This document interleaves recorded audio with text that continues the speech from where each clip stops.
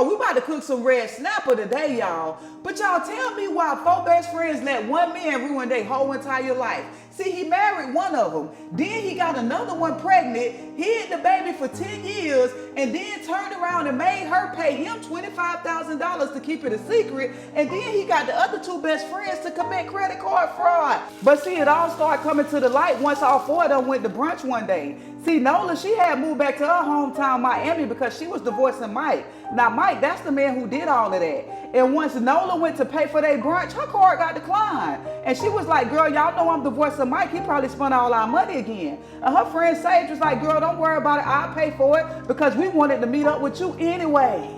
Now, as soon as Sage got in the car, her phone rang, and it was her husband, Marco. And he said, did you tell her yet? What did she say? And Sage said, no, I didn't tell her because it wasn't the perfect time. Now, even though Sage is one of the top paid lawyers in Miami, Florida, oh, she's a liar. And that's why Marco asked her that. Because, see, Marco and Sage been married for 10 years, but Marco mama never trusts Sage. And to be honest, she had every right not to. Because, see, Marco and Sage share a 10-year-old daughter together. But the older their daughter got, his mama noticed that this girl don't look like Marco and she don't look like nobody in our family. So she went behind their back and did a DNA test. And come to find out, Marco is not the daddy.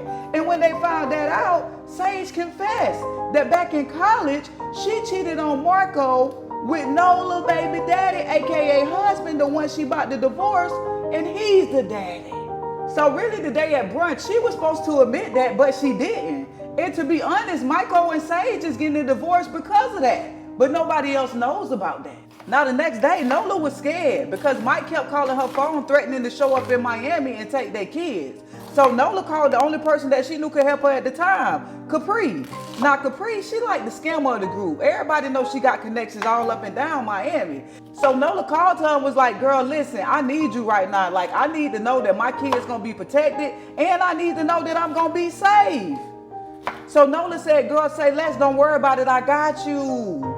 Now, as soon as Capri got off the phone with Nola, she immediately hung up and called their other friend, Dakota. And she was like, girl, Nola want to meet up. Do you think she know? And Dakota was like, girl, I don't know, but we damn sure need to find out. So then they came up with a plan.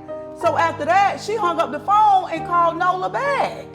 And she was like, girl, I'm gonna come pick you up. Then we finna go to Dakota's shop. Now, Dakota got one of the most successful shops in Miami. So she was like, I'm gonna take you there so you can get your hair done and you could just unwind and feel human again. But really, they was going there because they wanted to pick Nola's brain to see exactly what she knew.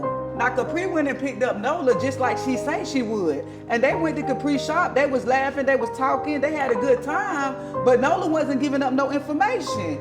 So Dakota said, y'all, we need to keep the vibe going. Let's go have some drinks. So they hit Sage up and they all went to the bar to have some drinks. Now, once they got to the bar to have some drinks, Sage, she was drinking back to back, shot to shot, shot to shot. And they was like, girl, what's wrong with you? Like, what you got going on? Why you drinking all like that? And she was like, y'all, I ain't gonna lie. Me and Marco, we getting a divorce. They was like, what?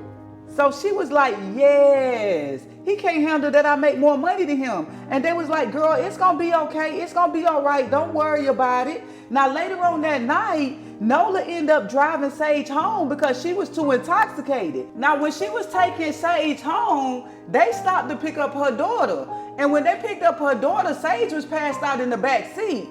So Sage's daughter asked Nola, she said, are you a liar and do you ruin everybody's life just like my mama?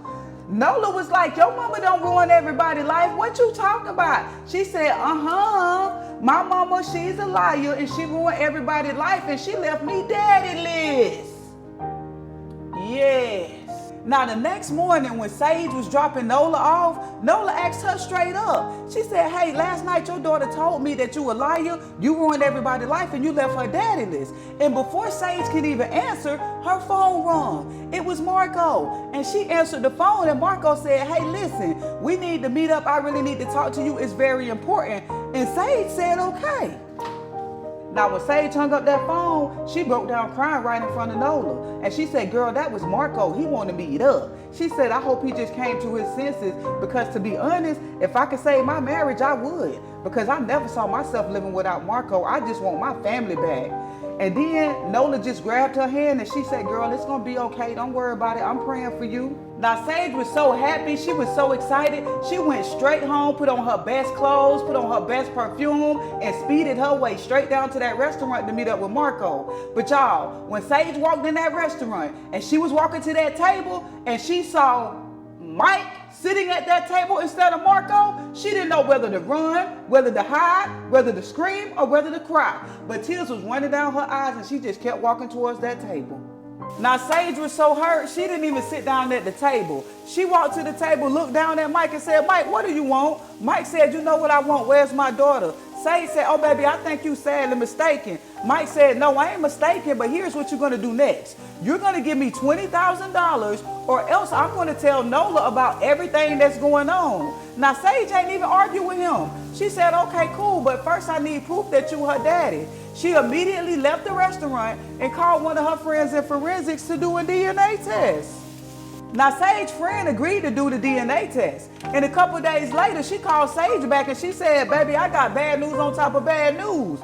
Sage said, well, what's the bad news? She said, the first bad news is Mike is your baby daddy. She said, the second bad news is he wanted for credit card fraud. Sage said, what? What you mean? She said, yeah. See, in order for me to do the DNA test real quick, I had to put him in the system. And he got flagged for credit card fraud. And not only that, they're looking for another woman of interest that was doing the credit card fraud with him. So Sage immediately thought, Nola is also wanted for credit card fraud.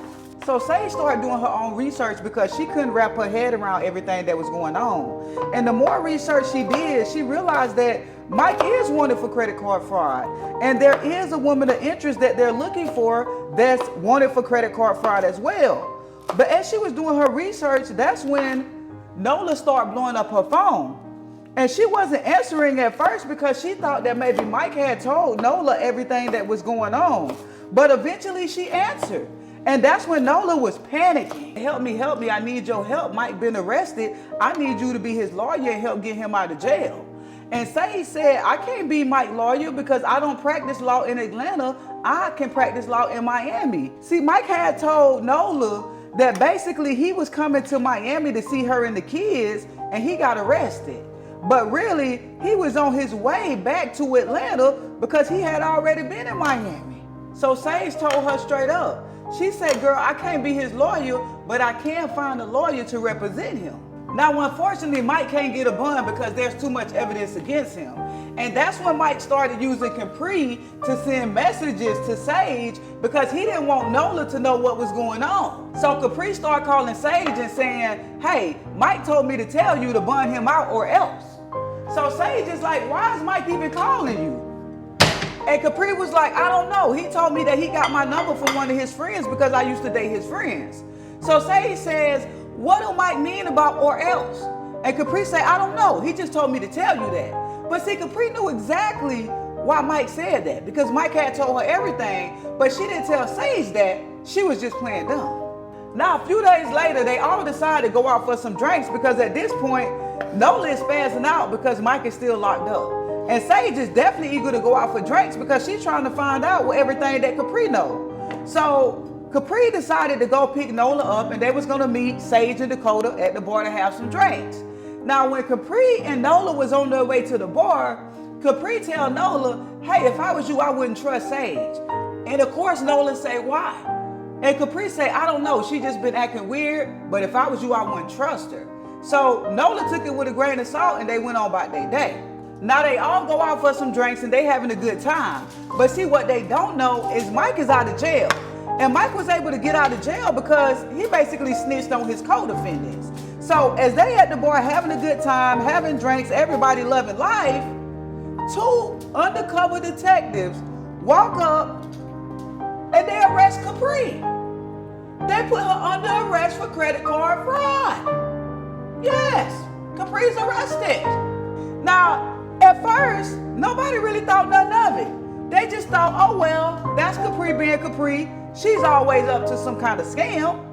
So Sage tells her, girl, don't worry about it. I'm gonna bond you out, I got you. I'll be at your court date in the morning.